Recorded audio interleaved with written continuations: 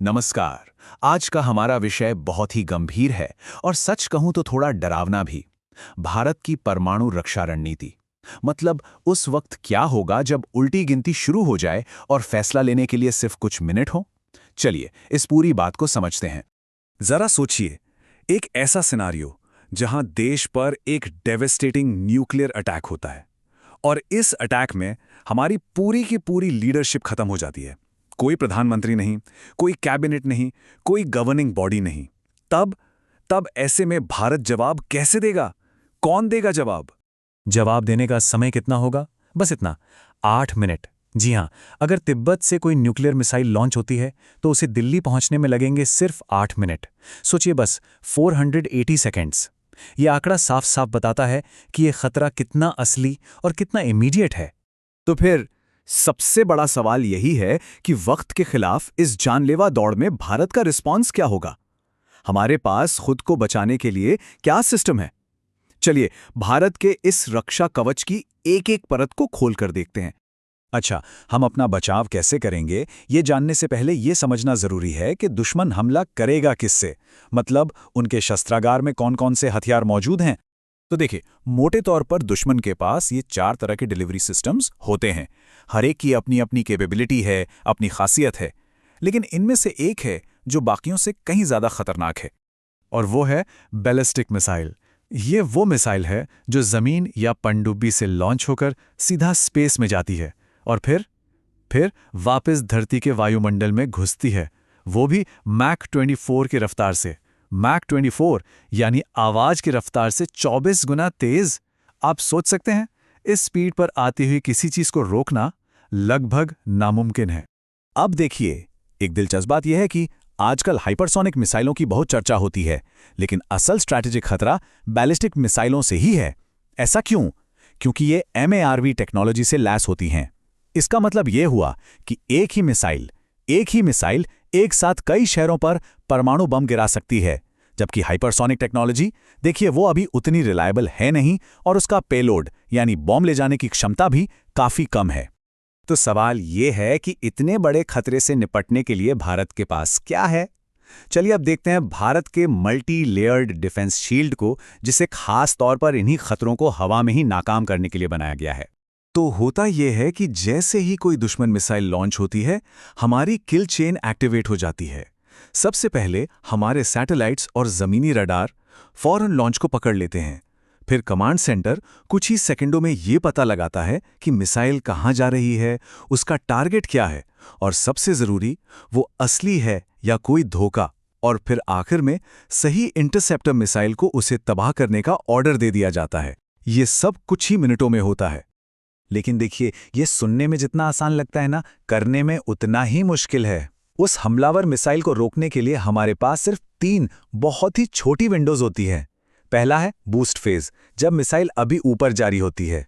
यहां वो धीमी होती है, लेकिन ये फेज बस 2-3 मिनट का होता है। दूसरा है मिड कोर्स फेज, जहां वो स्पेस में होती है और वहां हमारी जमीनी रडार उसे देख नहीं पाते। और आखिरी मौका है टर्मिनल फेज, जब वो वापस धरती की तरफ आ रही होती है मैक 24 की रफ्तार से। इतनी स्पीड पर निशाना लगाना बेहद मुश्किल काम है।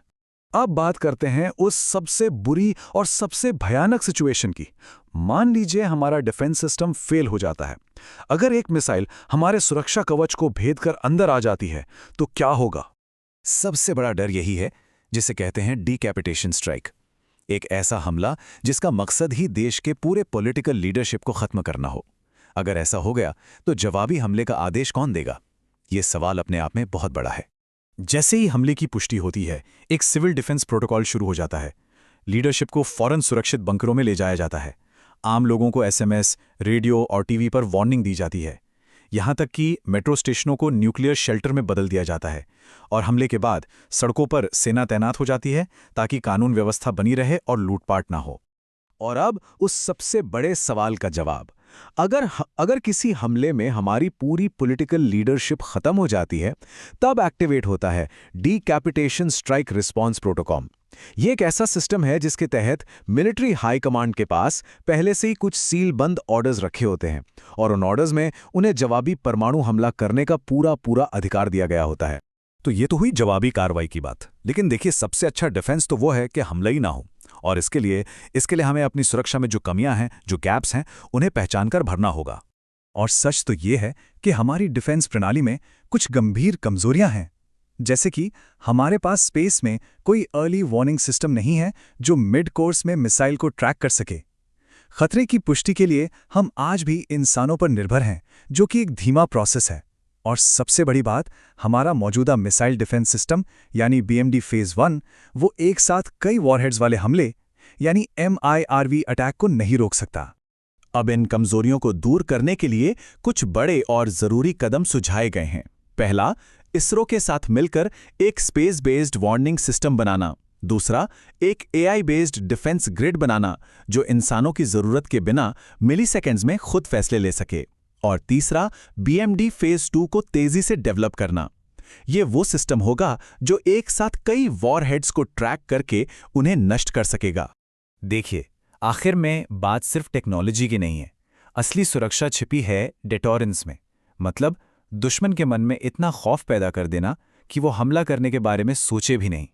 इस डिटेरेंस को और मजबूत बनाने के लिए कुछ बड़े बोल्ड कदम भी सुझाए गए हैं, जैसे कि हमारी सबसे ताकतवर मिसाइलें अग्नि 5 और अग्नि 6, इनकी ताकत का दुनिया के सामने प्रदर्शन करना। हमारी नो फर्स्ट यूज पॉलिसी यानी हम पहले हमला नहीं करेंगे वाली नीति पर दोबारा सोचना।